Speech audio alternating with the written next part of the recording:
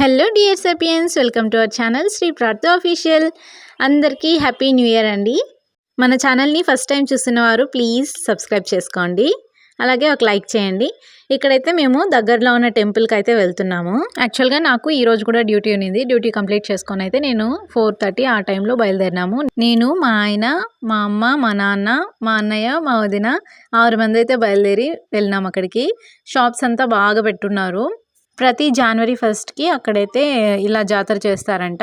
ఇక్కడ ఉన్న దేవత వచ్చి దుర్గమ్మ గుడిని చాలా బాగా కట్టారు. అంటే లాస్ట్ టైం కూడా చేశారు, కానీ నేను ఫస్ట్ టైం అయితే చూసినప్పుడు చాలా అంటే కొంచెం అండర్ డెవలప్మెంట్లో ఉన్నింది. ఇప్పుడైతే చాలా బాగా డెవలప్ చేసినారు. అమ్మవారి విగ్రహం చూడడానికి చాలా బాగుంది. ఇంకా మేము పూజ సామాన్లు అవి తీసుకొని లోపలికి వెళ్ళాము. అక్కడ పూజ సామాన్లన్నీ అక్కడ పెట్టేసి హారతి అక్కడ వెలిగించేసి లోపలికి దర్శనానికి వెళ్ళాము. అమ్మవారి విగ్రహము అంత క్లారిటీగా చూపించలేకపోయినాను ఈ వీడియోలో. లాంగ్ వీడియో అయితే పోస్ట్ చేస్తాను, కంపల్సరీ చూడండి. రేపు పోస్ట్ చేస్తాను ఆ లాంగ్ వీడియో. ఇక్కడున్న దుర్గామాత అయితే చాలా పవర్ఫుల్ అని చుట్టుపక్కల గ్రామాల వాళ్ళు అయితే నాతో చాలా మంది చెప్పారు. వాళ్ళ బిలీఫ్స్ వాళ్ళు అండి. కానీ దుర్గామాత అయితే ఇక్కడ చాలా బాగున్నారు. ఇక్కడ జనవరి 1 డే మొత్తము అన్నదానం జరుగుతుందండి ఈ టెంపుల్ దగ్గర.